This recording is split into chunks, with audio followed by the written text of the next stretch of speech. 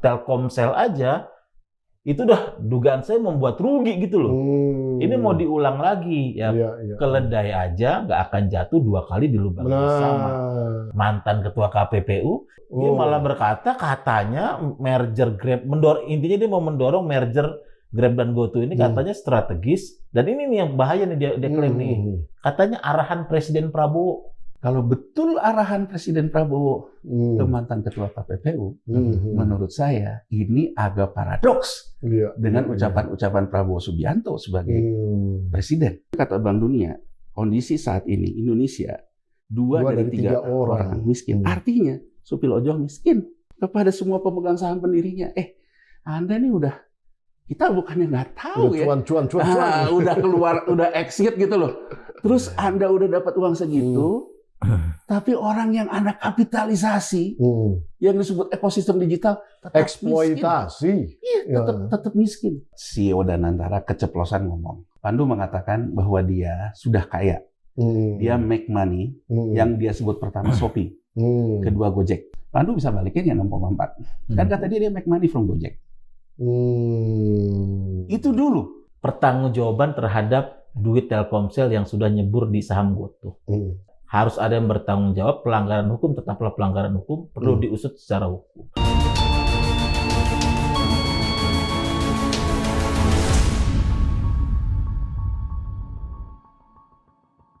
Bismillahirrahmanirrahim. Assalamualaikum warahmatullahi wabarakatuh. Sobat Forum yang luar biasa, kembali bersama saya Bung Bida Hidayatullah di acara yang sangat menarik, yaitu PHD Edan, Podcast House Data, Eksplorasi Data Nasional. Kembali lagi kita akan membahas mengenai GoTo, tapi ini khususnya Grab GoTo, rencana merger yang besar ini, dan banyak hal yang bisa kita lihat. Dan kita akan kupas data yang disajikan oleh Bloomberg, di mana datanya mengatakan Indonesia's sovereign fund weighs role in Grab GoTo deal. Artinya Danantara maksudnya itu ya, Indonesia Sovereign Fund entity ini namanya Danantara, di mana Danantara sedang menimbang-nimbang untuk akan masuk ke dealnya Grab GoTo. Di studio sudah ada lagi-lagi nih dua dynamic duo yang luar biasa ini. Ada Bung Yanwar Rizky, selamat datang. Apa kabar, Bung? Baik, ya. Baik, dan ada Bung Agustinus Edi Kristanto yang luar biasa nih. Kalau ngupas urusan GoTo, wah ini jagoan-jagoannya nih. Nah, jadi lucu ya namanya, satu Grab, satu GoTo. Kira-kira kalau mau di Grab yang satunya, tiba-tiba dia langsung pergi kemana gitu kan. Kira-kira gitu kan. Nah, ini lucu aja namanya, tapi bisa-bisa jadi kayak gitu juga gitu kejadiannya. Oke, kita mulai dari Bung Yanwar. Kapitalisasinya saya dengar 7 miliar dolar, benar itu? Kata Bloomberg. Nah, kata Bloomberg. Tapi valuasi apa namanya, apa istilahnya tuh, value bukunya gimana? Kan gini. Silakan dibahas dulu aja. GoTo itu sendiri dia sudah go public. Ya.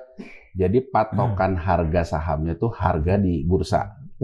Kalau berdasarkan harga saat ini sebetulnya kan sekitar 4 miliar US dolaran ya. Value-nya ya. Value-nya ya.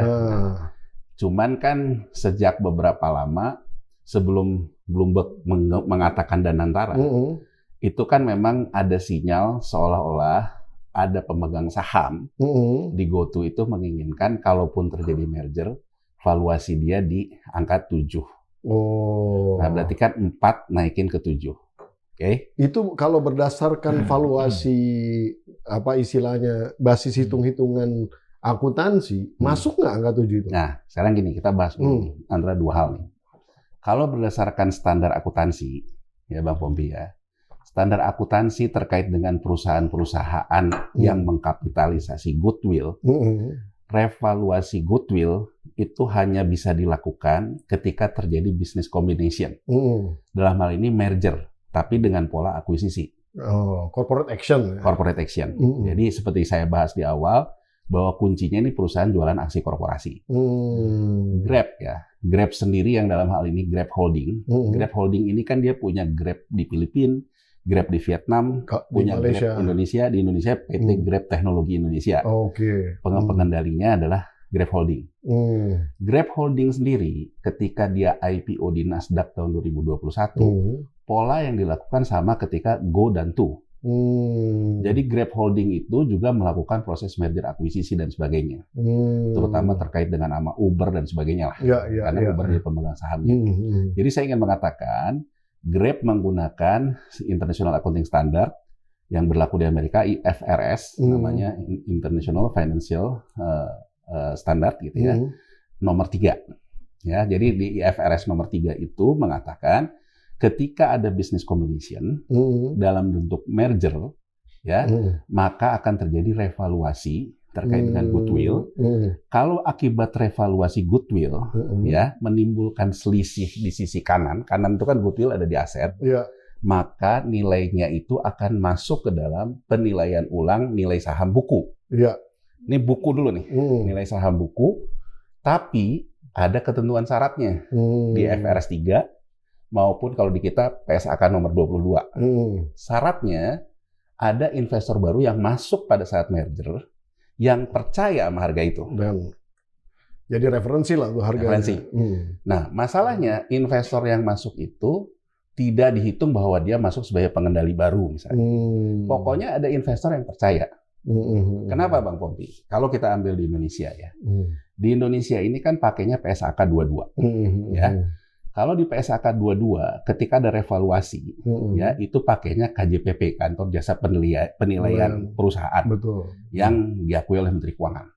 Ya, tapi khusus untuk goodwill ini, ya karena intangible asset kan, standar akuntansi internasional IFRS 3 yang di kita tuh PSAK 22, syaratnya ada investor baru yang percaya angka itu. Makanya kan kalau orang ngomong bahwa bisnis startup ini bisnis melukis langit, harus ada yang percaya dulu langit yang dia lukis itu. Ya. Nah, Grab. Jadi kalau gua jual, aneh beli gitu kan. Jadi ketika dia holding, ketika dia holding, kan metode mergernya itu acquisition method namanya di akuntansi. Jadi acquisition method itu ketika merger, ya misalnya nanti Grab dan GoTo. Dilihat dulu Bang Pompi. Grab sama GoTo, bukunya gedean siapa? Kalau gedean Grab, maka acquisition company, perusahaan akuisisinya Grab duluan. Grab, tapi prosesnya merger. Jadi ini berdasarkan secara akuntansi acquisition method. Jadi yang namanya kasnya GoTo berapa, kasnya Grab Indonesia berapa dijumlahin. Tapi akuisisi perusahaan akuisisinya itu yang lebih gede. Nah nanti termasuk goodwill. Goodwill-nya yang sekarang tercatat di bukunya GoTo berapa, goodwill yang nanti tercatat di bukunya Grab berapa, dijumlahin. Kalau mereka tidak berniat untuk revaluasi, sebetulnya tidak akan mengakibatkan selisih di sisi kanan. Gitu loh Bang Pompi. Ya, tapi bisa juga malah selisihnya ada di sisi kiri, dilusi saham. Iya, betul. Jadi gini, misalnya ya, buku goodwill-nya ketika digabungin besar, tapi kas setara kasnya kecil, karena bakar duit dan sebagainya, alasan gitu. Berarti sebetulnya ketika akuisisi metode ini dilakukan, bukannya saham di sini harus diselisih positif, tapi malah selisih negatif. Karena sudah ada pengurangan di sini. Nah, karena sebetulnya bisnis-bisnis perusahaan startup ini relatif dengan ceritanya selalu bakar duit, Bang Pompi, relatif dia tuh yang namanya kas setara kas, dan juga di sisi ekuitasnya, yang dari sisi laba ruginya, itu cenderung rugi. Jadi ada defisiensi modal. Jadi sebenarnya perusahaan startup ini, kalau dia melakukan merger combination, kalau dia tidak melakukan revaluasi goodwill, cenderung sebetulnya ketika dia merger itu, terjadi penurunan harga book value-nya. Gitu loh. Nah, cuman kan ada sebuah paradigma yang dikatakan bahwa bisnis startup, bisnis teknologi harus dipercayai dengan cara berpikir yang berbeda. Karena future value dan lain-lain. Future value segala macam. Nah, sehingga akhirnya soal future value ini menilailah tentang revaluasi goodwill. Nah, boleh ini direvaluasi? Boleh. Gitu loh. Nah, misalnya saya ambil contoh. Ketika Gojek dan Tokopedia merger, acquisition method, yang lebih gede Gojek, Tokopedia-nya diambil. Akibat merger ini timbullah selisih positif 90 triliunan. 90 triliunan selisih positif di sini. Tapi pada waktu itu Gojek itu punya obligasi konversinya Telkomsel. Gitu loh. Obligasi konversinya Telkomsel. Berarti kan sebetulnya di sisi hutang, kalau obligasi konversi ini tidak dieksekusi oleh Telkomsel pindah ke saham, ya, bahwa 90 ini berpotensi juga ada masalah kan? Nah, ini kemudian yang dieksekusi. Ketika ini dieksekusi, Telkom juga mengeksekusi hak right-nya. Menjadi yang angka ini menjadi naik. Ininya makanya yang seperti saya ceritakan bisa menjadi 275. 270. Nah, itu pada saat itu perusahaan masih tertutup. Merger perusahaan tertutup. Makanya itu proses pre-IPO. Tapi itu menjadi book building di IPO. Sekarang ya, kalau kita lihat ke dalam buku GoTo, kan perubahannya banyak. Ruginya terus mendefisiensi modal. Berarti kan penurunan di setara kas juga ada. Ya, belum dari sisi Grab. Walaupun Grab katanya lebih punya struktur laba yang lebih baik ya dari GoTo. Nah, artinya kita nggak tahu nih mana yang lebih gede. Tapi karena yang mau masuknya Grab Holding, menurut saya pada akhirnya yang akan gede itu adalah Grab-nya sebagai akuisisinya. Nah, di sini kan, kalau sekarang pendekatannya hanya semata-mata merger, Bang Pompi, kita ingat ya, ketika TikTok mau masuk ke Tokopedia, TikTok mengatakan dia tidak tertarik terhadap GoTo-nya. Dia hanya tertarik terhadap Tokopedia-nya. Oke? Tokopedia kemudian di spin off lah oleh GoTo. Masuk ke dalam racanya TikTok. Kan valuasinya ada naik. Makanya lu dibilang harga Tokopedia berapa. Tapi uangnya nggak ada, Bang Pompi. Itu semata-mata valuasi Tokopedia, valuasi buku Tokopedia yang di spin off oleh GoTo masuk ke dalam bukunya TikTok. Betul. Siapa yang kemudian mendapatkan nilai tambah goodwill karena memasukkan Tokopedia? TikTok. Iya, betul. Nah, GoTo nggak dapat duit di situ. Selain dia mungkin dapat bahwa kalau Tokopedia untung, tapi kan nggak untung-untung. Ya, nggak dapat duit. Hal yang sama sebetulnya akan terjadi kalau merger ini alamiah antara Grab dan GoTo. Nanti akan dihitung. Pemegang saham GoTo jadi berapa, pemegang saham Grab jadi berapa. Nah, saya melihat intensinya ada keinginan dari pemegang saham GoTo ini bahwa dia divaluasi lebih dari harga market value saat ini. Jadi berbeda betul situasinya ketika merger Go dan To, karena dua-duanya perusahaan tertutup. Kalau sekarang Grab, dua-duanya terbuka. Ya, dua-duanya terbuka. Dan kalaupun juga sekarang mau diambil GoTo ada patokan harga pasarnya. Patokan harga pasarnya berapa? Ya, tergantung di pasar. Tergantung di pasar dalam proses ini. Dan kemudian ada aturan juga di OJK. Nanti akan dicari. Kan gini, aturannya di OJK, ini kan semua baru rumors. Kalau aturan di OJK, kalau dia ada niat merger ini, harus satu RUPS dulu. Ya, sebelum RUPS harus diajukan dulu keterbukaan informasi. Rencana mergernya gimana, skema mergernya gimana, dampaknya apa dan sebagainya. Nah, begitu RUPS, pemegang saham ada hak minoritas yang selalu dilindungi oleh Undang-Undang Pasar Modal. Pemegang saham minoritas, misalnya setelah dia lihat membaca sebelum RUPS, saya keberatan terhadap merger ini. Maka ada dua opsi. Kalau kalah suara, berarti pemegang saham minoritas ini harus di tender offer. Yang keberatan harus dibeli sahamnya karena dia keberatan dengan proses merger. Ya kan? Artinya, maksud saya, kalau sekarang narasinya dikemukakan misalnya, terkait kalau Grab Indonesia dengan GoTo ini nanti suatu iklim persaingan usaha, ya menurut saya, kalau pemerintah memang menginginkan ada tetap dua operator, ya pemerintah bisa pakai sahamnya Telkomsel. Untuk mengatakan pemerintah keberatan. Benar. Ya kan, pemerintah keberatan terhadap proses merger itu. Ya sekarang untuk balikin uang Telkom yang 6,4 triliun itu kan gede banget. saya ingin mengatakan bahwa hak tawar pemerintah tinggi sekali itu ya. Nah, saya ingin masuk ke sini gitu. Nanti mungkin Agus bisa lebih membahas lebih jauh dari sisi media ya. Ini menurut saya ada dua kemungkinan. Memang Danantara sudah speaking, udah ngomong-ngomong, atau memang didorong agar Danantara mengulang cerita ketika Telkom masuk. Kebutuhan terhadap Danantara apa? Lebih kepada kebutuhan pemegang saham yang ada di GoTo. Ya, kenapa? Kalau misalnya pemegang saham yang di GoTo menginginkan katakan saja nilai valuasi GoTo itu menjadi 7 miliar, berarti kan Danantara akan masuk di harga itu. Iya. Percis ketika dulu Telkom melakukan hal itu. Kemudian saham siapa yang diambil? Kalau cerita waktu Telkomsel masuk, saham Treasury. Saham Treasury beli dulu saham para pendiri. Iya. Berarti saya nggak tegas saja mengatakan jurisprudensi ketika waktu di Telkom, ini exit strateginya para pendiri. Nah, ini akan terjadi hal yang menarik sebetulnya dari sisi akuntansi.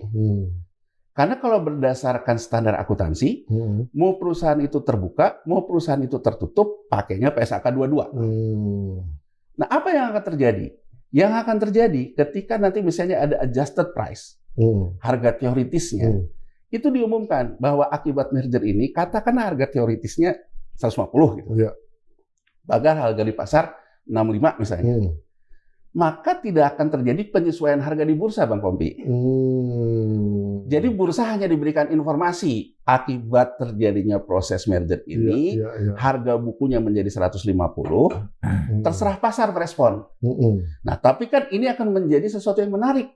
Karena informasi ini akan mengangkut insider trading, informasi orang dalam, orang yang mau goreng, dan sebagainya.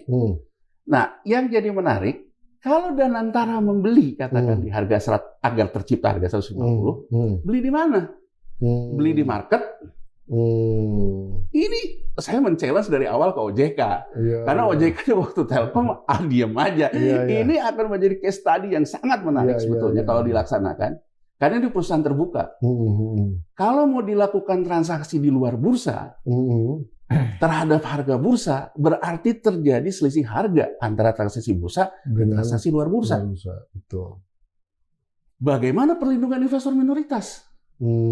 Termasuk diantaranya Telkomsel, Telkom, dan udah di situ ya. Kalau dari situ juga. Nah, saya ingin memberikan konteks, berarti kan di sini ada banyak konflik kepentingan.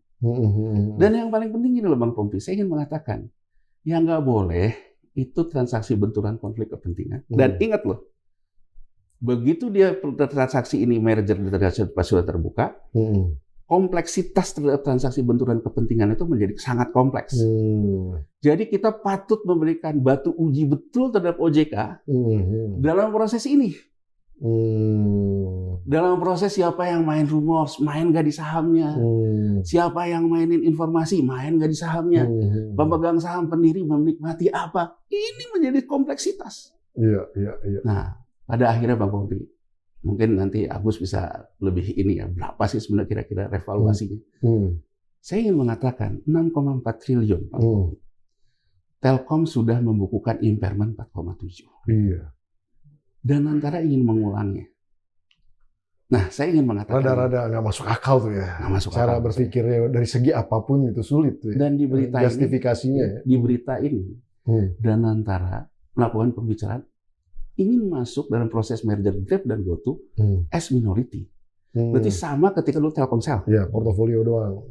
Saya ingin mengatakan dalam undang-undang korporasi, dalam standar akuntansi, investasi dibedakan, pengendalian dan portofolio. Kalau pengendalian, berarti saya ingin mengendalikan usaha.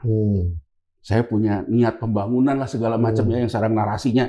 Mohon maaf nih, walaupun sesama supir bus nggak boleh saling mendahului, tapi saya juga perlu memberikan kontra-argumen terhadap teman-teman, ya kan, sesama pengamat yang mengatakan bahwa ini penting untuk ekosistem digital.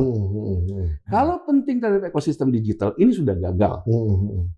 Karena ketika Telkomsel lewat Telkom masuk 6,4 triliun pun, itu bukan saham pengendali. Itu saham minoritas, jumlahnya cuma 3%. pengendalinya tetap SoftBank dan sebagainya kan. Ya, ya. Kecuali ya kalau misalnya kita ingin mereview itu, Danantara bilang, saya ingin pakai saham yang lama, yang punya Telkom, yang sekarang juga ada kontrol Danantara. Saya top up deh sedikit, tapi saya minta bahwa ini saya pengendali. Bisa nggak? Bisa. Orang punya saham 1% mengendalikan bisa. Asal suruh pemegang saham terima kan. Jadi saya ingin mengatakan, kan pemerintah bisa ngomong, saya nggak setuju merger ini. Rayu, oke, merger terjadi ya. Tapi ngontrol. Saya ngontrol.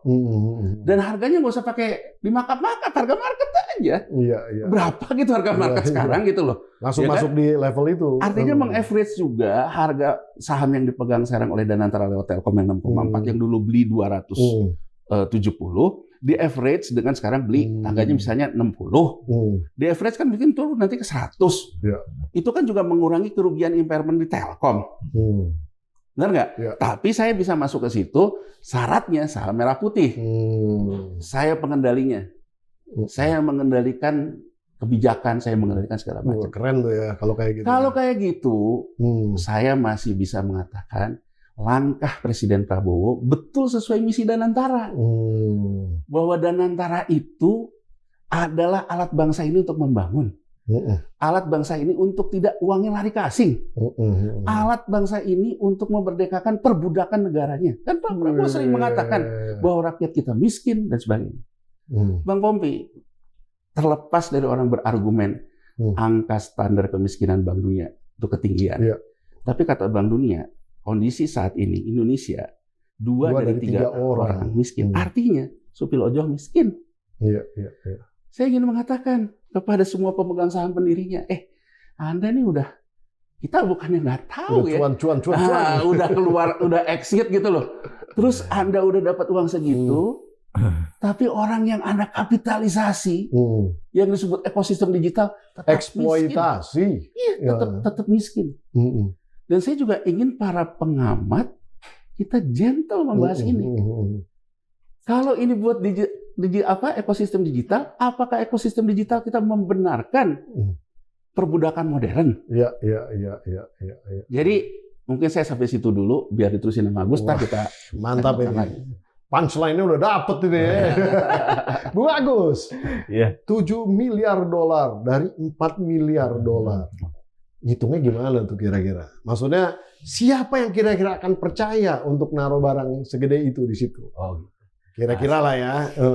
Sebelum kita masuk ke hitungan itu ya, nah, poin pertama ini saya mau pertegas dulu nih. Kenapa urusan GoTo dan Grab ini adalah menjadi urusan negara ya. Ini mengapa ini jadi kepentingan publik dan bukan sebagai urusan bisnis swasta biasa. Setidaknya ada 3 hal nih yang perlu kita lihat kenapa ini jadi urusan negara. Pertama, ada uang negara nyangkut di situ. Yang Telkomsel 6,4 triliun yang mana tadi sudah disebut bahwa Telkomsel itu menguasai kurang dari 3% saham lah. Ya. Kedua, berkaitan dengan isu berita yang hangat hari-hari terakhir ini mengenai merger Grab dan GoTo. Ingat di situ ada unsur persetujuan KPPU. Wah, yang diberitakan adalah bahwa Grab merger ini membutuhkan setidaknya ada otoritas KPPU di sana, artinya butuh penegakan hukum persaingan usaha oleh KPPU. Yang juga di hari-hari terakhir ini saya amati, ini lucu nih, ada seorang mantan ketua KPPU yang dia berkomentar tidak nyambung gitu loh. Dia malah berkata katanya merger Grab, intinya dia mau mendorong merger Grab dan GoTo ini katanya strategis, dan ini nih yang bahaya nih dia klaim nih. Katanya arahan Presiden Prabowo. Waduh. Dia ngomong bahwa merger Grab dan GoTo ini adalah arahan. Tahu dari mana dia arahan? Namanya ada hasil rapat. Berdasarkan undang-undang persaingan usaha nggak boleh 75% market cap ya di. Dia ngomong begitu tuh. Artinya klaim kan. Yang ketiga ya jelas tadi kita disebut Danantara ya. Danantara dikabarkan mau masuk sebagai investor di entitas hasil merger tadi. Nah, Itu konteksnya. Nah, kedua, kita perlu lihat angka 7 miliar, angka sekian miliar dolar valuasi ini munculnya dari mana? Rumor ini munculnya dari mana? Jangan-jangan dari langit lagi. Kalau saya amati, sebelum Bloomberg ini nongol berita ini, yang Danantara masuk, setidaknya itu bulan Mei itu, awal-awal Mei itu, diberitakan oleh Reuters. Jadi sumber Reuters mengatakan bahwa terjadi, atau Yanuar tadi bilang, Kang Yanuar bilang speaking lah, pembicaraan awal Grab dan GoTo. Nah, di berita yang mengutip sumber Reuters itu disebut bahwa nilai entitas merger ini adalah 7 miliar. 7 miliar US dollar. Harganya valuasinya GoTo. Di luar GoTo Finansial menurut berita Reuters. Nah, kemudian sekarang Juni ini muncul nih beritanya di Bloomberg. Ya kan? Dulu waktu Reuters nulis itu, Bloomberg kalau nggak salah mengutip Reuters. Sekarang Bloomberg mengeluarkan rumor lagi nih, bahwa katanya Danantara menimbang-nimbang untuk masuk di entitas hasil merger tadi. Yang beritanya kemana-mana, akhirnya disambungkan bahwa Danantara akan masuk dengan valuasi GoTo itu nilainya 7 miliar. Betul. Di Indonesia kan munculnya begitu, media-media Indonesia kan mengutip bahwa pakar membahas bahwa wah, apakah nilainya seperti itu, ya kan? Nah, karena ini sebetulnya saya berpikir sederhana aja. Baik GoTo maupun Grab ini kan perusahaan publik. Artinya nyata, kita bisa lihat, siapapun bisa ngelihat, nggak butuh ilmu yang tinggi-tinggi. Nggak usah pakai hitung-hitungan lah ya. Lihat harga pasar aja. Tuh, GoTo penutupan hari ini tuh 68. Ya naiklah 3%. Grab penutupan sekarang turun 4,6 US dollar. US itu ya. Kalau harga GoTo sekarang 68 dan total saham beredarnya itu sekitar 1,1 triliun lembar, kita bisa hitung-hitung tuh dengan kurs 16,5 lah, bahwa kira-kira valuasinya itu 77 T. Ya kan, alias ya 4, sekian miliar ya. Iya. Kalau Grab 4,68 USD, ya kan, penutupannya. Saham beredarnya itu 3,78 miliar di Nasdaq. Kita bisa hitung-hitung berarti valuasinya dia sekitar 17 miliar lah USD, ya kan? Lebih gede Grab berarti ya. Lebih Grab. Artinya adalah dari mana ada selisih dong antara harga kapitalisasi yang di market sekarang dengan yang diberitakan oleh media-media asing ini ya. 7 miliar ada selisih sekitar berapa tuh? 2,2 miliar USD lah. 3 lah bulutin. Iya, kita bisa bilang lo harganya lo markup lo gede banget, hampir setengah ya kan. Lo ada markup nih, valuasinya valuasi premium di GoTo sendiri, ya kan, gitu. Artinya memang nggak usah kita lihat jauh-jauh. Wah, ini jadi berita yang dimunculkan oleh media-media asing ini harganya udah lo markup 7 miliarnya. Ini kalau ditelisik lebih jauh lagi, dulu sebelum ini beberapa tahun lalu lah, kalau nggak salah pas COVID itu, merger Grab GoTo ini juga marak. Waktu itu juga angkanya muncul. Iya. Di valuasinya GoTo itu 9. Wah, lebih gede malah. Dulu. Kalau nggak salah Financial Times tuh yang nulis itu tuh. Jadi media-media asing ini bukan hanya mendorong merger, bukan hanya mendorong, tapi juga nyebutin angka gitu loh. Iya. Nah, yang mana itu kan sebetulnya mudah di-track kalau kita tahu ada yang chart dan sebagainya loh. Ini kita baru lihat dari istilahnya harga yang ada di chart ya, nyata ya. Kita belum ngomong misalnya, kita singgung sedikit Danantara ya. Statement terakhirnya CEO-nya Danantara, Doni Oskarya di majalah Tempo ya, bahwa ada 2 hal loh yang dia benci loh. Di dalam investasi, dunia investasi. Satu, dia katanya nggak suka namanya perusahaan yang fundamentalnya buruk. Ya nggak bagus fundamentalnya. Yang kedua, dia nggak suka kalau ada yang rekayasa buku laporan keuangan. Nah, kan cocok tuh. Saya jadi bertanya tuh iseng-iseng. Jadi maksudnya aja. cocok apa nih? Cocok artinya Danantara seharusnya tidak masuk. Tidak menyukai ini. Iya, seharusnya. Ini barang, ini sahamnya bukan saham value nih kasarnya gitu lah ya. Kita bisa lihat sendiri lah. Nanti alih-alih keuangan bisa ngitung sendiri PB-nya berapa, PE-nya berapa dan sebagainya lah. Perusahaan nggak profit lagi dan sebagainya. Itu saya mau jelaskan konteks kalau kita ngomong tentang kapitalisasi pasar. Nah, poin yang berikutnya yang penting adalah sebetulnya dari seluruh rame-rame ini, riuh-riuh ini, apa sih yang dipengenin? Ya simple, karena ini urusannya dagang saham ini nggak ada urusan sama kepentingan nasionalisme lah, kalau menurut saya rakyat miskin ini lah, dagang saham. ada tuh ya. Yang mereka cari oleh para investor itu simple, termasuk venture capital simple ya, cuan. Mereka mau untung. Ya, segede-gedenya lah. Segede-gedenya dengan usaha sekecil-kecilnya. Iya. Nah, urusan saya sekarang mungkin dengan kita semua di sini karena ini kaitan dengan negara, cara untung lo itu melanggar kepentingan masyarakat umum enggak? Nah, ini yang kita jaga kan? Gimana lo cara ngambil untung lo dan itu merugikan kepentingan masyarakat enggak? Karena apa? Karena kasarnya waktu lo masuk Telkomsel aja itu udah dugaan saya membuat rugi gitu loh. Ini mau diulang lagi ya. Keledai aja nggak akan jatuh 2 kali di lubang yang sama. Ini polanya mirip. Saya mau ngomong itu tadinya sebenarnya kesimpulannya, tapi udah disebutin dulu. Nah, ini mirip. Contoh, ketika Telkomsel menyuntik duit 6,4 triliun ke Goto tahun 2020 dan 2021, itu kan prosesnya juga mirip-mirip ini nih. Ada isu merger waktu itu antara Gojek dan Tokopedia. Pendeknya begini, waktu soal Telkomsel masuk ke Goto nih. Disebutkan itu pertama ada penawaran dari pihak Gojek kepada pihak Telkomsel untuk berinvestasi. Yang mana kemudian ditanggapi oleh pihak Telkomsel dengan letter of intent. Di surat minat ya kan. Berikutnya dibuatlah struktur kesepakatan, struktur dealnya ini adalah pertama berupa obligasi konversi yang nilainya 150 juta USD dan hak opsi yang 300. Artinya 450 juta USD sekitar 6, triliun sekian lah. Untuk obligasi konversi itu tenornya tuh 3 tahun. Ya kan, tanpa bunga tuh waktu itu. Transferlah 150 juta itu sebagai obligasi konversi. Kemudian ramai rumor bahwa akan terjadi merger antara Gojek dan Tokopedia. Rumor inilah yang memicu Telkomsel mengeksekusi hak opsi tadi yang 300 tadi. Yang seharusnya tenornya 3 tahun, tapi dia eksekusi baru 1 tahun. 300 juta. Jadi total Telkomsel menginjek ya kan 150 plus 300, 6,4 T. Waktu itu terjadilah revaluasi kan karena ada aksi korporasi seperti dijelaskan Kang Yanuar tadi. Dari harga nominal Rp1, saham pendiri Rp1, harganya jadi 270 saat itu. Itu pun berarti untungnya udah berapa kali lipat tuh? 270 ya. 270 kali. Nah sekarang 68 dengan cara yang sama ya kan? Dengan rumor-rumor merger ini dengan cara yang sama. Mereka mau ambil untung 2 kali gitu loh. Mereka akan lebih untung kalau merger ini terjadi.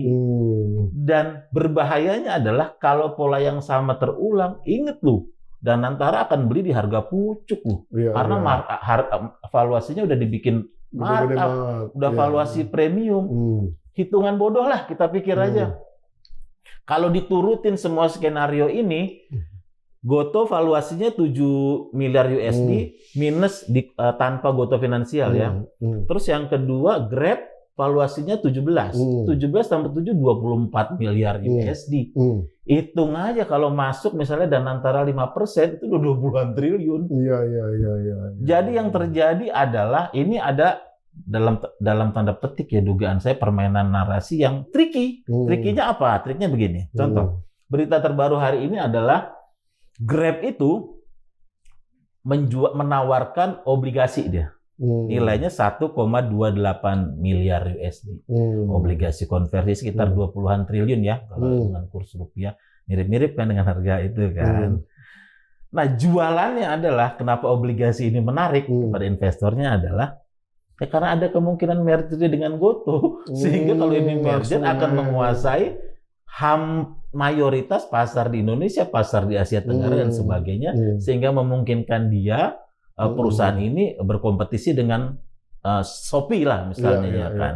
Itu jualannya Grab. Goto kenapa dia markup valuasi premiumnya ini jadi dalam tanda petik masuk akalnya jualannya nasionalisme. Yang kita udah bahas itu ilusi aja lah ya. Iya kan.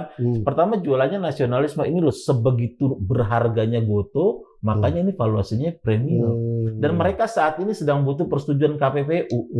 Sehingga menurut saya Danantara diojok-ojok masuk itu sebagai stempel aja supaya ada faktor lokal-lokalnya lah. Iya. Ini urusan orang dagang aja, nggak ada urusan pengendalian apa saham sekian minoritas mengendalikan apa. Jadi kalau Danantara masuk ke dalam skema permainan ini, maka dia akan terjebak kepada ilusi masa depan dan markup valuasi premium tadi. Jadi ini Telkomsel jilid 2, bahkan lebih parah lagi. Gitu, walaupun nanti skemanya mungkin nggak sederhana ini, akan teknisnya, tapi secara umum permainan jebakannya seperti itu, Kang Pompi. Oke, ini luar biasa nih analisnya nih, langsung masuk ke data di heart-nya, di jantungnya gitu kan. Nah, yang saya mau tanyakan adalah kalau kita lihat di balik gitu ya, katakanlah Danantara memposisikan diri sebenarnya untuk menyelamatkan basis yang ada di Telkomsel tadi yang 6,4 triliun itu. Artinya sekarang kan dia di impairment-nya ada kan 4, sekian triliun tadi gitu kan. Nah, jadi kalau Danantara masuk dan ini kejadian mergernya kejadian, apakah mungkin ini sebenarnya ngangkat derajat kerugian yang tadi itu? Jadi hilang kerugiannya. Karena valuasinya tiba-tiba jadi naik. Ini maksudnya orang-orang awam seperti saya ini kan bisa aja untuk menyelamatkan itu gitu niatnya. Bisa aja nanti skenario itu dimunculin. Nah, menurut Bung Yanuar dan Bung Agus ini gimana kira-kira? Oke, saya komen di situ ya. Pertama, di podcast kita sebelumnya itu ada yang komen ya. Ada di menit ke-7 wawancara Chief Investment Officer Danantara SWF. Siapa itu? Pandu Sahrir.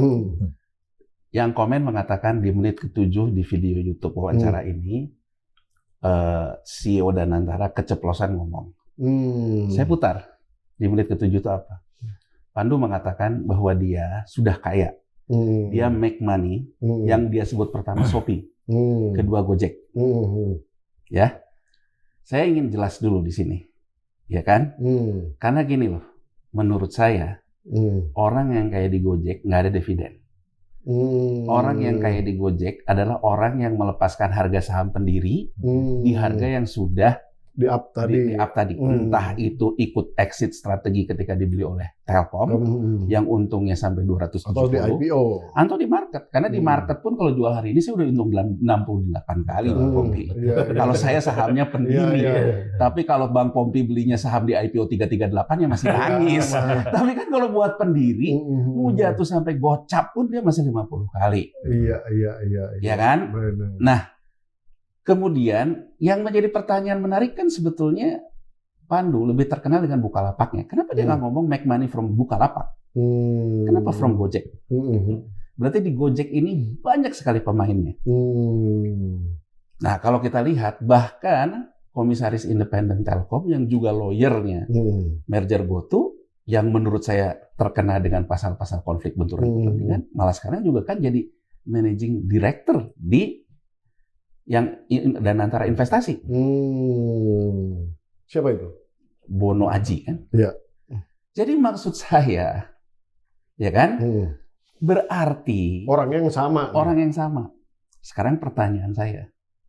Sekarang kalau misalnya Danantara, kan gini loh Bang Pompi, saya ingin jelaskan dulu skemanya. Danantara mengelola uang dividen dari BUMN yang besarnya adalah 84 triliun. Uang ini kan keluar dari APBN. Tuh. Ya kan? 84 triliun ini dikuasai oleh Danantara, dimasukkanlah ke Danantara SWF. Jadi Doni Oskaria yang Danantara Holding menghasilkan dividen 84T. Uang 84T ini diserahkanlah ke Danantara SWF. Investasi, ya. Tapi dari 84T ini kan ada Garuda, minta pesawat.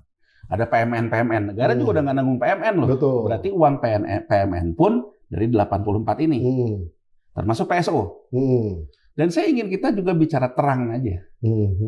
Kalau kita lihat PLN, lihat Pertamina, yang juga memberikan dividen besar, tagihan piutang ke pemerintah juga masih tinggi. Betul. Tagihan piutang sesama BUMN-nya pun masih tinggi. Dividennya dividen buku. Kalau kita lihat antara cash operation dengan kenaikan laba, itu nggak imbang. Kurang lebih saya ingin mengatakan, jangan-jangan buat dividen juga ambil hutang bank kan. Hutang bank siapa? Ke Bank Himbara. Jadi kita kan sebetulnya belum pernah menghitung 84T itu real cash-nya berapa. Iya.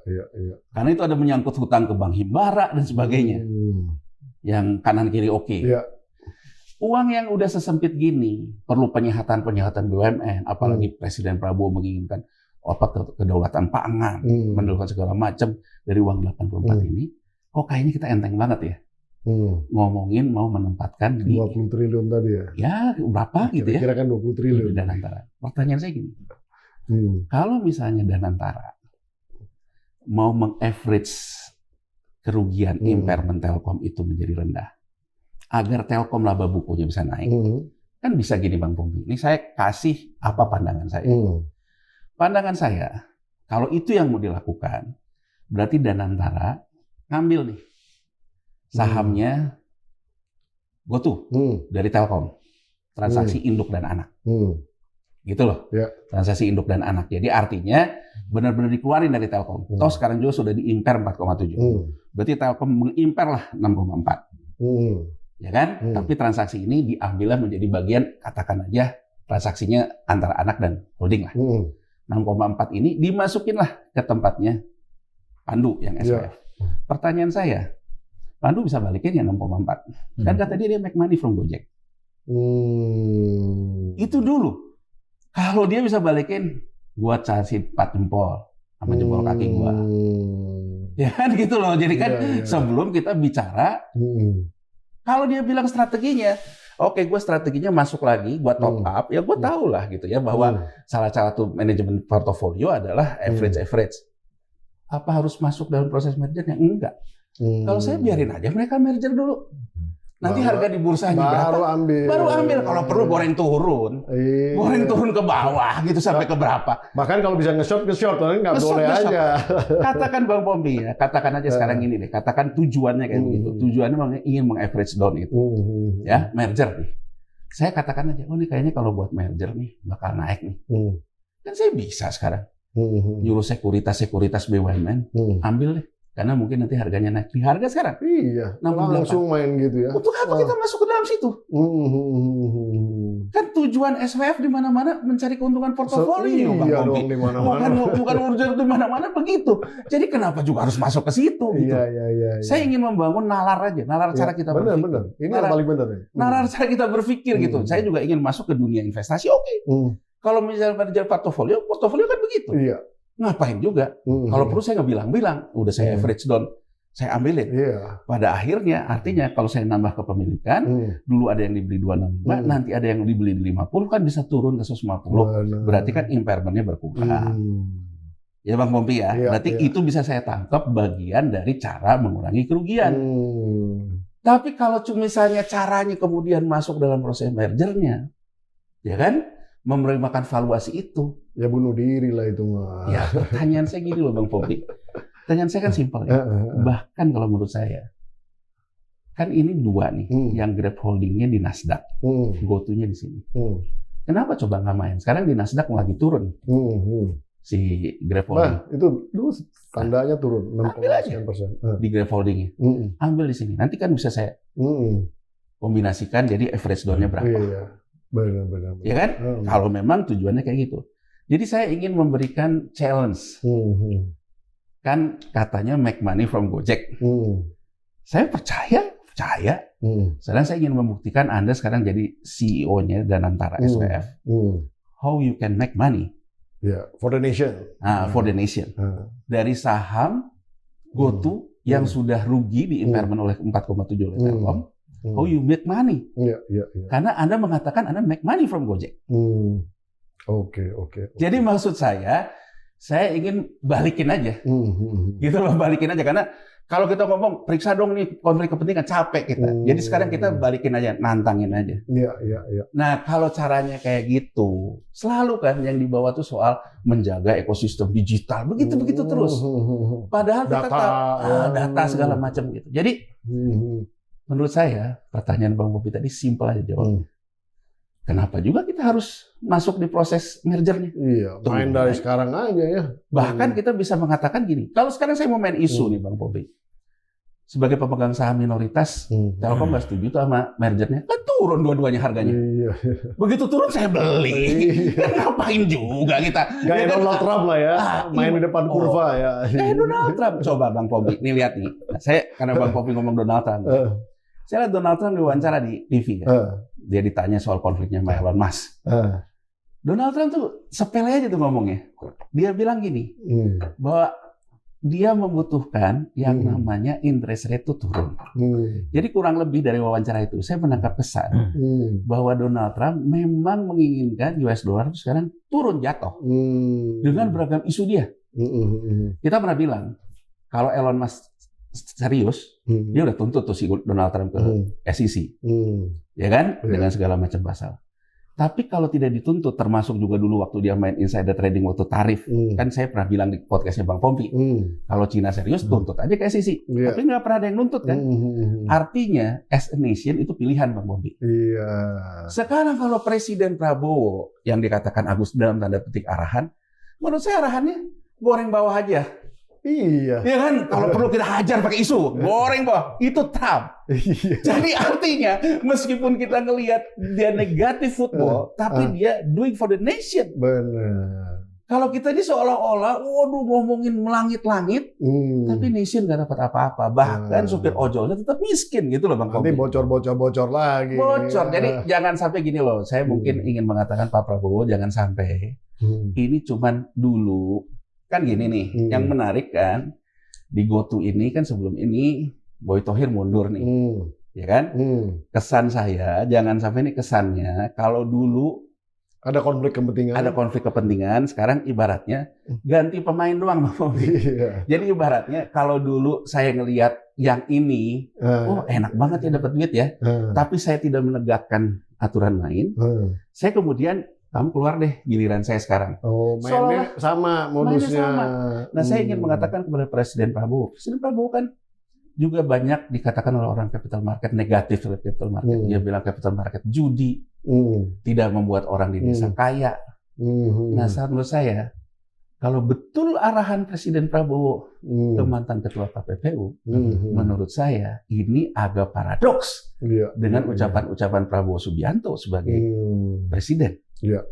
Jadi kalau menurut saya, kalau Presiden Prabowo juga ingin arahannya mengambil pengendalian, pasti dia akan menggunakan instrumen untuk mengambil pengendalian. Saham itu harus dirubah jadi saham pengendalian. Ya nggak? Nah, jadi menurut saya Bang Pompi, simpel aja cara ngelihat ini.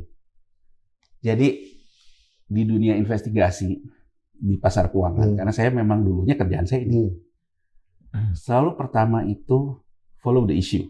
Ikutin isunya. Setiap isu saya mapping, Bang Popi. Ini si A, si B ngomong ini. Ketika dia ngomong, apa dampaknya terhadap harga saham? Apa dampaknya terhadap aksi korporasi? Oke. Setelah itu, apa yang harus dilakukan? Follow the money. Kenapa Bang Pompi? Saya nggak bosan-bosan ngomong. 3 hal. Afiliasi, transaksi konflik benturan kepentingan, ada yang diuntungkan, ada yang dirugikan. Jadi menurut saya, sepanjang saya menganalisa berdasarkan kejadian yang ini, ada yang diuntungkan. Exit strategi. Para pemegang saham pendiri. Siapa yang dirugikan? Pemegang saham publik. Bang Pompi, kenapa ini harus main isu? Baik Grab maupun GoTo yang dijelaskan oleh Agustinus tadi. Sekarang Bang Pompi, harga 68. Coba lihat market value-nya. Untuk nyari, orang tuh kan udah kapok bawa GoTo. Tapi kalau GoTo ini dibawa lagi sama isu bahwa dan antara akan masuk, retailnya berburu lagi. Ada lagi dia pembelinya gitu loh Pak Pompi. Jadi ini sebetulnya memang dagang saham gitu loh. Dengan berbagai macam istilah. Sekarang kan mau jual 68. Kalau jualnya banyak, harga turun iya, bayar belum tentu dapat. Tapi kalau nanti muncul isu, wah bener nih dan antara mau masuk, wah nanti mulai orang berburu lagi kan. Jadi maksud saya, inti dari semua ini jualan saham. Siap, mantap. Bung Agustinus, kalau dulu ada konflik kepentingan dalam konteks dua bersaudara itu, dua saudara Thohir lah, tepatnya ada di situ, ya kan. Sekarang mungkin porsinya Erik udah nggak terlalu bisa ya walaupun sih ada pertanyaan terkait dengan Pandu ya, karena Pandu sendiri yang bilang nggak apa-apa, itu satu hal, maksudnya kan nggak ada lagi. Terus kemudian Boy juga udah keluar. Nah, pertanyaan saya sebenarnya siapa sih yang diuntungkan gitu kalau ini deal ini kejadian. Nah, tempo hari kita udah bahas, Bung Agustinus sudah ngeliat ada North Star, ada yang lain-lain disebut gitu kan. Nah, apakah pemain yang sama juga masih berpeluang di dalam konteks mendapatkan keuntungan lebih banyak lagi nih dalam urusan deal yang baru ini? Silakan. Menurut saya begini, pertama kita perlu lihat dulu perspektif kita tentang apa itu yang disebut untung. Apa sih itu keuntungan? Apa itu keuntungan dalam sebuah entitas bernama perusahaan? Ada dua jenis ya, ada pemegang saham sebagai untung dari dividen dan ada untung dari capital gain ya, selisih antara harga jual dan harga beli. Pertanyaan yang sering ditujukan ke saya juga adalah hari-hari terakhir ini kan kalau nanti dengan segala macam isu yang ramai hari ini akan potensial menaikkan harga saham. Iya, persis yang saya omongin tadi, kan? Untuk nyelamatin si Telkomsel juga. Gitu, pertanyaannya kita logika. Harga beli Telkomsel 270. Sekarang harga 68. Harga IPO 338 lebih parah lagi.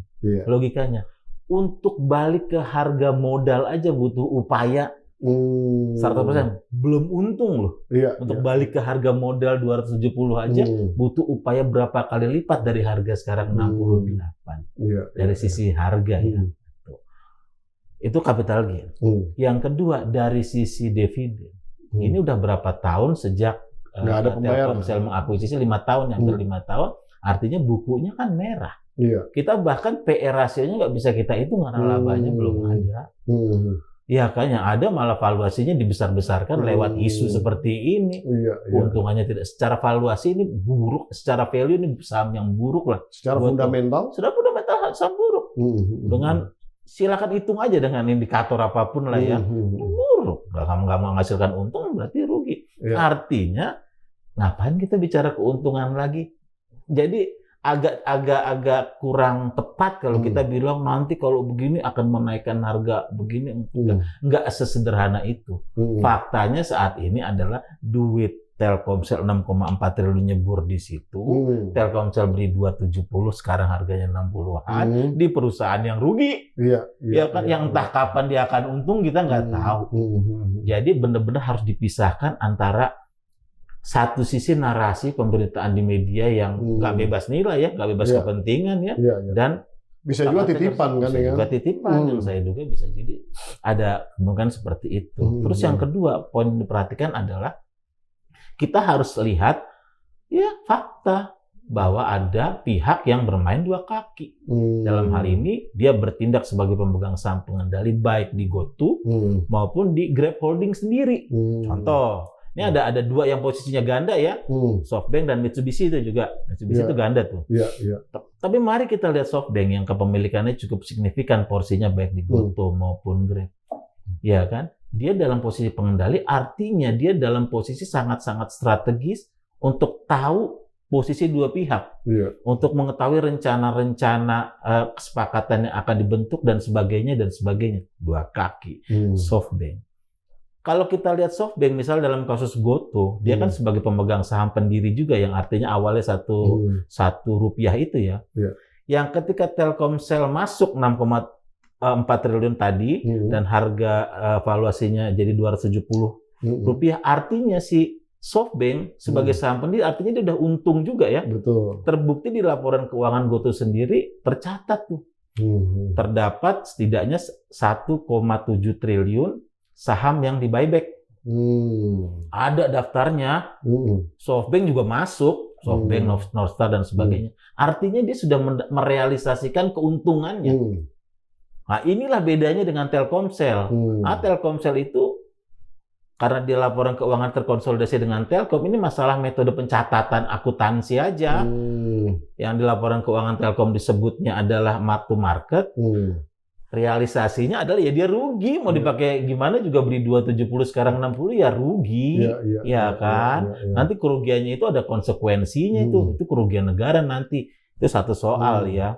Artinya saya mau lihat posisi yang ada rencana dari para pemain besar big fish yang ada di dua kaki ini, baik di GoTo maupun Grab dalam berbagai isu dan rencana aksi korporasi ini. Salah satunya SoftBank. Iya. Itu yang paling bakal cuan besar tuh ya. Iya. Kejadian ya. Pertanyaannya cuannya bagaimana ya? Mungkin kita juga nggak bilang wah ini ada duit tunai semua sekian ya. Tapi valuasinya naik. Ya, valuasinya naik ya kan. Dia tentu menginginkan valuasi di GoTo naik ya kan. Di Grab juga naik sehingga dia bisa istilahnya share swap lah.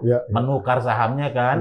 Misalnya sahamnya yang di GoTo dihargai 25%, saham di Grab sehingga nanti kan saham dia di GoTo bisa ditukar jadi kepemilikan di Grab karena Grab kan lebih mendunia, lebih liquid lah ketimbang GoTo.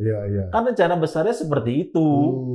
Rencana besarnya menurut saya, analisa saya seperti itu dari berbagai isu yang beredar.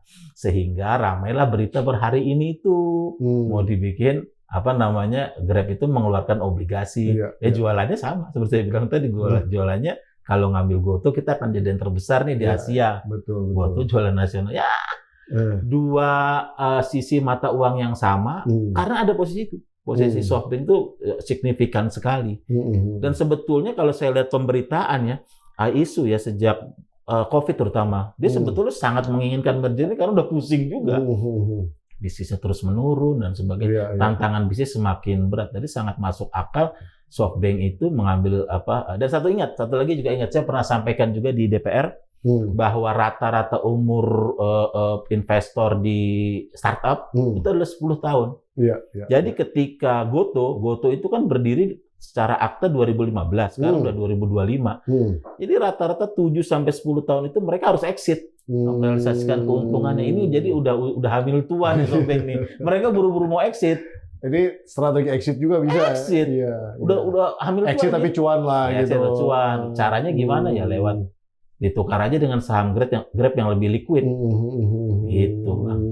Masuk akal sekali. Itu masuk akal sekali. Nah, sekarang pertanyaan untuk kedua-duanya nih. Katakanlah Danantara masuk. Nah, terus kemudian terjadi nih merger dan kemudian kira-kira modal-model corporate action kayak begini nih bakal ada sustainability-nya nggak sih? Tapi kan kalau kita lihat ya istilahnya GoTo merger aja ternyata sahamnya juga nggak bisa bertahan lama di market gitu kan. Grab bagaimana? Hampir sama juga ceritanya saya rasa ya. Nah, apakah kita masuk di dalam konteks yang diomongin oleh si Bloomberg ini kalau Danantara itu ini kan kalau misalnya pakai logika yang sama sebenarnya mau nyebur aja gitu kan. Itu nggak masuk akal buat saya gitu. Gimana menurut pendapat kedua orang ini yang luar biasa ini? Silakan. Baik, ini Bang Bobi ya.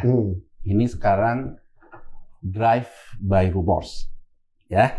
Nanti mungkin akan bergeser drive by news. Kenapa saya katakan rumors? Ini nggak ada narsumnya. Jadi boleh dibilang sebetulnya saya dulu waktu masih. Tapi pemberitaan kayak gini boleh ya? Enggak, kalau saya dulu pernah Bang Bobi. Dia kan ada yang nulis nih kan? Betul. Ini sebetulnya pertanyaannya harusnya kalau ada narasumbernya. Enggak, OJK tuh harusnya meriksa nih. Jadi saya punya pengalaman nih Bang Bobi. Saya punya pengalaman dulu ketika saya masih di Beijing ngurusin kayak gini. Ada satu wartawan lah gitu ya. Nulis terus nggak ada narsumnya. Tapi dia seolah-olah ini akan begini. Nah, karena memang news dan rumors termasuk dalam parameter alert dalam pengawasan transaksi bursa, dia muncul terus kan. Muncul karena juga ada pola kaitan dengan transaksinya. Sampai akhirnya kita panggil nih si wartawan ini, ya kan? Dan memang ada narsumnya. Ternyata dia juga memang pegang banyak. Gitu loh. Nyangkut lah bahasanya tuh, kalau bahasa orang-orang di market tuh nyangkut lah. Dia ngangkat sendiri barangnya dia. Jadi dia punya persepsi dulu bahwa begini ngambil, nyangkut ke bawah terus, dia coba recovery, nge-up sendiri pakai isu gitu. Nah sekarang kalau kita telah, ya saya nggak tahu ya mekanismenya. Ini sebetulnya rumors ini di-create oleh Bloomberg Research atau memang ada yang create. Kan itu dua hal yang berbeda. Tapi kita tidak bisa berasumsi ke sana. Nanti akan berangkat ke news. Ke news itu ketika memang sudah ada narsumnya. Oke? Apa yang ingin dikerek? Ketika rumors ini, dia sebetulnya ingin meningkatkan lagi demand di bursa, baik pun terhadap saham GoTo maupun di Nasdaq terhadap saham Grab, ada demand orang untuk mulai akumulatif buy saham GoTo maupun akumulatif buy saham Grab untuk beli di bawah. Kalau nanti merger kan mungkin akan terjadi valuasi, apalagi isunya kalau Danantara akan mengurang kayak Telkomsel, akan ada revaluasi lagi. Nah, kenapa bisa itu terjadi? Seperti saya bilang tadi, kalau buat pendiri, ya jual 68 pun dia udah untung 68 kali. Tapi cari pembelinya kan nggak gampang. Jadi sebetulnya dia sekarang exit pertama yang dia lakukan drive by rumors. Oke. Saya analisa memang. Ini harus diperiksa. Jadi jangan nuduh. Betul, saya analisa. Tapi saya juga punya pengalaman yang drive by rumors. Ternyata saya pernah temukan ketika dulu saya masih bekerja sebagai pemeriksa transaksi bursa. Saya pernah. Itu kena sanksi? Oh, ada dong. Cuman apa sanksinya? Sanksinya itu kan terkait pidana ya. Cuman kan ada sanksi itu di Undang-Undang Pasar Modal itu ada sanksi yang boleh pengganti pidana. Kalau nggak berat-berat biasanya dikasih denda, administrasi, denda dan sebagainya. Gitu ya. Nah, ini Bang Pombi, saya ingin mengatakan bahwa drive by rumors, ada orang yang kemudian menciptakan keuntungan dari rumors, itu bukan hal baru di bursa. Satu, ya. Kedua, ketika nanti drive by news, misalnya saja mulai mengatakan bahwa udah ada narasumbernya. Dan antara menarik minat. Ini akan meningkatkan lagi demand. Orang mulai FOMO. Wah, jangan sampai telat nih. Masuk dari sekarang. Karena nanti kalau divaluasi sama Danantara, harganya tervaluasi. Revaluasi baru. Muncul. Dia jual lagi. Oke? Nah, kemudian drive by corporate action. Begitu corporate action terjadi, dan Danantara misalnya masuk, mengkopas apa yang terjadi waktu dulu di Telkom, yang ini exit nih. Katakan aja mungkin ke harga 150, nggak bisa sampai 170 lah, 270. 150, udah 150 kali. Exit pakai saham treasury. Begitu harga di bursa, kan tidak bisa karena udah perusahaan TBK. Ya, di bursa dikatakan bahwa ini 150. Tapi kemudian katakan saja, makanya pertanyaan saya, kalau ini nanti masuk Danantara, transaksinya di mana? Katakan aja transaksinya Danantara itu yang masuk di harga revaluasi itu, transaksi crossing di luar bursa. Ada di transaksi crossing di bursa. Angkanya katakan di angka reval. Orang yang di pasar reguler ini akan coba ngejar Bang Pompi. Dia dapat lagi, jual lagi. Nah, pertanyaan Bang Pompi, kenapa nggak sustain? Karena setiap harganya baik drive by rumors, drive by news, drive by corporate action, dia juga ngelepasin sahamnya yang banyak. Harga nggak pernah tahan. Karena kalau begitu demand pembelinya naik, dia guyur terus, ya harga turun. Jadi menurut saya ingin mengatakan berapa saham beredarnya? Besar. Berapa pendiri ini pengen exit? Kalau dia selalu mengatakan exit, nggak akan pernah sustain, akan turun terus. Jadi kita boleh berdebat. Kalau ada pihak exit, sebenarnya pada yang lain juga pengen exit kan, gitu kan. Kira-kira logikanya gitu kan. Kenapa orang bisa sustain harga saham? Karena ada yang maintain kan. Kenapa orang maintain? Karena maintain usahanya. Ya nggak? Kalau orang yang maintain, berarti dia tidak exit. Dia tahan sahamnya terus. Ini kan selalu corporate action-nya terkait dengan jualan saham. Jadi saya singkat aja jawab, walaupun panjang penjelasan saya. Tapi jawaban saya, ini bisa sustain nggak? Enggak.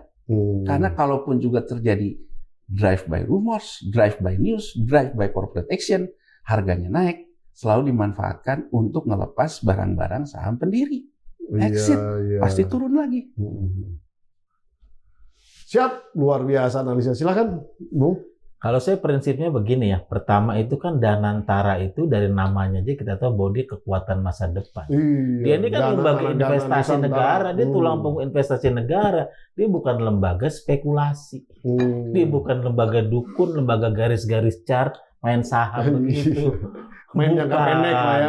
Jadi kalau dia bertindak, dia lembaga investasi negara, tulang punggung negara dalam investasi, ya berpikirlah investasi yang benar, investasi yang benar, jangan nebak-nebak harga saham, jangan bermain di spekulasi. Sama lah seperti kita berinvestasi kan, kita juga nggak mau kalau duit kita dipakai untuk spekulasi, kita menaruh di instrumen investasi yang berisiko tinggi. Sekarang begini deh, simple saja. Kita tentu akan berinvestasi di satu perusahaan yang sehat, yang pengelolanya kredibel, nggak ada hengki-pengki, ngubah-ngubah aturan. Kita tentu pengen berinvestasi di perusahaan yang sehat, untung sekarang dan seterusnya, kan gitu. Ada nggak sih orang mau investasi di perusahaan yang rugi dan nggak tahu kapan mau untung? Terus kita dibuai dengan berita katanya sahamnya naik. Bagus tuh. Kayak sekarang nih, naik 3,03%. Dari mana naiknya? Naik itu kan naik dari 60. Kan saham kan begini nih, ya kan? Ada pull naik, terus pullback, naik, pullback, ya kan? Naik turun saham itu dinamis, ya kan? Itu hal yang biasa. Tapi untuk Danantara harus lebih berhati-hati karena dia tulang punggung kita. Apalagi kalau menyangkut di 6,4 triliun, logika sederhana deh. Kalau kita punya duit 6,4 triliun, kita taruh di BUMN seperti Telkomsel yang bertanggung jawab terhadap kedaulatan digital nasional. Pilih mana? Kita beliin saham perusahaan yang seperti ini, yang akhirnya kita rugi, ya kan? Atau kita pakai duitnya untuk beasiswa digital ke sektor-sektor digital yang menyangkut masyarakat, beasiswa bagi anak-anak muda yang jago coding atau apalah, kan banyak. Lebih masuk akal itu, lebih menjaga kedaulatan digital nasional itu ketimbang kita pakai untuk beli saham. Ini beli kertas loh, beli saham dan nyatanya rugi. Nggak ada yang bisa membantah saya sampai hari ini ya bahwa ini rugi. Kita cuma dikasih berita bahwa ini untung. Nah, makanya saya peringat warning kepada Danantara. Satu, Anda bukan lembaga dukun nebak-nebak harga saham, spekulasi. Satu, kedua, jangan mau dijadikan stempel. Karena tujuannya kenapa Danantara diojok-ojok masuk? Mungkin seperti saya bilang tadi, nggak selalu ini duit sekian, nggak seperti itu juga pola permainannya. Ada kepentingan strategi di depan nih, dalam misalnya mengakali aturan. Ini kan butuh persetujuan otoritas nih. Dengan masuk Danantara ada stempel nih, bantu. Padahal di dalam Danantara itu pun ada Telkomsel yang sekarang tengah merugi. Kalau saya posisi sekarang ini ngelihat, karena saya mungkin konservatif yang ngelihat perusahaannya nggak sehat dan untung dan prospeknya meragukan begitu ya. Selama ini cuma baru terdengar dari berita-berita bagusnya aja. Artinya secara kinerja perusahaan, GoTo belum menunjukkan kinerja yang baik sampai saat ini. Dan di masa depan juga seperti prospektur saya bilang, belum tentu menjanjikan profit di masa depan. Gitu. Jadi Danantara ya harus berhati-hati. Jangan terjebak ke dalam spekulasi para big fish ini. Gitu. Dan masyarakat juga jangan mudah terpancing berita atau narasumber. Cek dan recheck kondisi ya fundamentalnya, isunya. Jadi lebih kritis lagi gitu loh masyarakat. Jangan sampai kita terjerat, terjerumus lebih dalam. Gitu. Luar biasa nih. Ya mudah-mudahan nih diskusi kita kali ini bisa memberikan pencerahan baru juga di dalam konteks melihat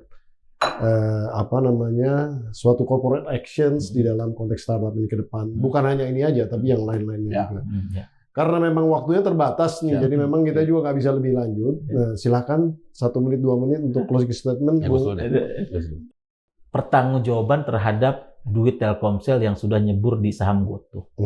Selamatkan lah ya. Selamatkan. Harus ada yang bertanggung jawab. Pelanggaran hukum tetaplah pelanggaran hukum. Perlu diusut secara hukum. Karena kalau tidak diusut secara hukum, baik pidana pasar modal atau pidana umum atau pidana korupsi dan sebagainya, harus diusut dulu. Karena kalau enggak menjadi presiden. Hukum bisa dimain-mainkan atas nama kepentingan tertentu, kepentingan bisnis tertentu. Yang kedua, karena konteksnya sekarang kita ngomongin soal rencana merger nih, KPPU nih, kasarnya beginilah. Jangan gampang masuk angin lah. Karena Anda sedang diojok-ojok ya kan untuk membelok-belokkan hukum persaingan usaha ini untuk kepentingan bisnis tertentu. Yang ketiga, Danantara jangan jadi dukun investasi, spekulasi-spekulasi. Walaupun kita tahu orang-orang di belakangnya juga konon ya kan investor-investor handal lah, tapi bukan karena itu Anda dinilai sebagai investor yang bagus ya kan. Tapi tetap Anda ini tulang punggung investasi negara. Jangan berspekulasi di saham-saham yang menurut saya bukan saham yang baik ya. Gitu. Dan yang keempat, jadi banyak terakhir itu tadi Pak Prabowo dia kalau konsisten sama cita-citanya untuk membela kepentingan masyarakat miskin, ya kita harus challenge omongan tadi mantan ketua KPPU. Apakah betul ada arahan Anda mengarahkan merger Grab dan GoTo yang sepanjang kita bahas ini cenderung akan merugikan, akan membuat bangsa ini sulit tuh di masa depan. Nah, gitu. Bang Pompi. Mantap. Silakan Bung Januar. Ya, kalau saya simpel aja Bang Pompi. Ya. Sebagai analis, ya, saya pakai data primer karena saya bukan pemeriksa. Jadi bisa saja memang saya salah. Tapi saya nggak boleh bohong. Gitu loh Bang Pompi. Bahwa aturan nggak boleh bohong itu Pak, aturan hukum. Iya. Ya kan? Bahwa negara ini harus ada penegakan hukum. Tidak ada yang bisa membantah ketika proses Telkomsel dan Telkom, di situ ada hubungan afiliasi banyak pihak, ada transaksi benturan konflik kepentingan, ada yang diuntungkan, setidak-tidaknya dalam laporan keuangan GoTo sudah melakukan buyback 1,7 T terhadap pendiri, berarti ada beberapa pendiri yang sudah mendapatkan capital gain 1,7, karena harga dia tadinya satu rupiah. Ya, jadi maksud saya, tegakkan hukum. Kalau hasil pemeriksaan secara hukum yang kredibel lewat gelar perkaranya, bahwa misalnya unsur yang diuntungkannya tidak terpenuhi, sebagai orang yang pernah terlibat dalam remahan-remahan pemeriksaan pidana di pasar modal, sebanyak kredibel, tentu saya akan menerima. Artinya ini hanya salah business judgment rule saja. Tapi saya tidak akan pernah menerima sesama bercerita. Jadi yang saya tantang OJK, dan mohon maaf, dengan Danantara dilepaskan dalam kondisi tidak penyelenggara negara lagi, maka otoritasnya hanya OJK. Kalau OJK menyelesaikan kasus gelar perkara di Telkom, sampai hari ini pun tidak terlaksana, bahkan saya mempertanyakan kepada pansel OJK, dulu milihnya gimana? Karena menurut saya, OJK salah satu kewenangannya adalah litigasi. Kalau kita lihat lembaga-lembaga seperti OJK di negara-negara maju, di websitenya ada litigation release, gelar perkara. Ini boro-boro. Jadi Bapak Presiden Prabowo Subianto, kita perlu penegakan hukum. Saya hanya meminta kepada Presiden Prabowo untuk meminta OJK. Memang OJK independen, tapi Presiden sebagai kepala negara meminta OJK untuk melakukan dulu apa yang dikatakan Agustinus tadi. Gelar perkara dulu.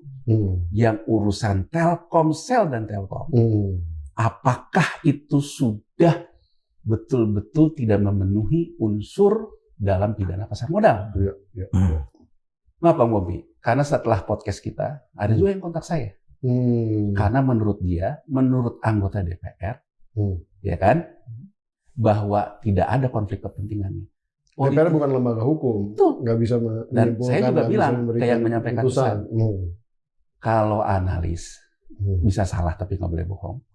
Kalau politisi biasa salah dan bisa berbohong kan gitu loh. Jadi maksud saya, untuk apa kita debat kusir? Iya. Ya nggak? Kita nilai saja litigation release dari OJK. Itu yang saya tunggu. Iya.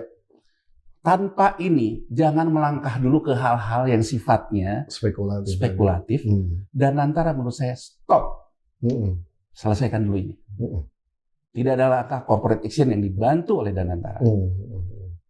Saya ingin mengatakan Danantara, porsi 84 triliun diambil dari APBN. Harusnya 84 triliun itu satu menghasilkan keuntungan. Kalau transaksinya portofolio.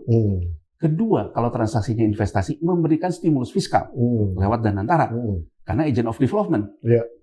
Pertanyaan saya, dari transaksi ini, kalaupun masuk apa stimulus fiskalnya?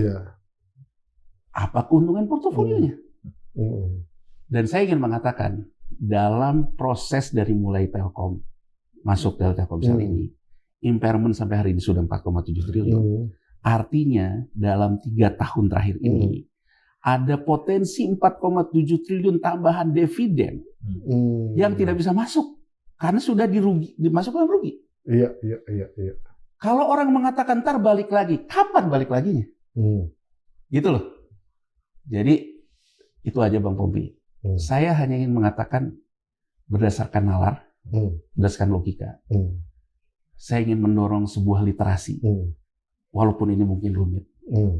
Inti dari semua ini permainan jualan aksi korporasi. Permainan standar akuntansi. Aturan mainnya undang-undang pasar modal. Jadi saya sih hanya ingin menegaskan saja. Orang boleh untung, tapi nggak boleh rakus. Pertanyaan saya, exit strategi 1,7, jangan-jangan dari investasi awal itu udah pada untung. Ya kan Bang Bobi? Ini kan rakus saja menurut saya. Ya kan? Betul. Orang boleh untung, tapi orang nggak boleh rakus. Orang boleh untung, tapi bukan jadi orang zolim. Misalnya orang zolim itu apa? Wah ini dengan merger ini menguasai pasar Indonesia. Orang yang jalanin angka-angka itu tetap miskin. Masuk yang di 2 dari 3. Iya kan 2 dari 3 itu tetap miskin. Jadi jangan sampai ini, mohon maaf Pak Prabowo, menjual kemiskinan, yang menjual kemiskinannya kaya raya, yang miskinnya tetap miskin. Jadi saya ingin mengatakan kepada Presiden Prabowo Subianto, ini saatnya Bapak menunjukkan Danantara itu adalah agent of development. Bukan dipakai main-main untuk yang kayak gitu. Itu aja. Simpelnya Bang Yanuar nih ternyata nggak simpel juga. Terima kasih banyak dua-duanya nih, luar biasa. Nah, Sobat Forum, itu tadi Bung Yanuar Rizky dan Bung Agustinus Edi Kristanto yang luar biasa nih udah menguliti basis rencana Danantara yang ingin masuk ke dalam konstelasi mergernya Grab and GoTo ya. Dan menurut saya ya bagus sekali paparannya dan memang harus kita simak di dalam konteks nalar yang benar-benar baik gitu. Karena kalau misalnya memang kita terpancing di dalam isu ataupun rumors ataupun news yang tidak berbasis, ya pada dasarnya itu hanya untuk menggoreng, menaikkan nilai, yang pada akhirnya juga yang dirugikan adalah kita-kita sendiri. Nah, jadi lebih cerdas di dalam konteks melihat berbagai macam permasalahan ini. Pada dasarnya kita tidak ingin Danantara masuk ke dalam suatu persoalan yang menjadi black hole, mendot segala banyak potensi ataupun resources yang kemudian tidak ada ujungnya ke dalam suatu kerugian yang tidak bisa kembali lagi. Nah itu kira-kira message daripada podcast kali ini. Saya akhirnya Pompi Hidayatullah harus undur diri. Nonton terus podcast Haus Data PHD Edan ini, eksplorasi data nasional. Jangan kemana-mana, kita tambah lagi subscribernya, kasih komen. Semakin banyak komen, semakin seru. Nah, nanti kita akan coba akomodasi apa-apa yang ditanyakan. Wabillahi taufiq wal hidayah. Wassalamualaikum warahmatullahi wabarakatuh. Sampai nanti. Luar biasa. Siap, Waduh.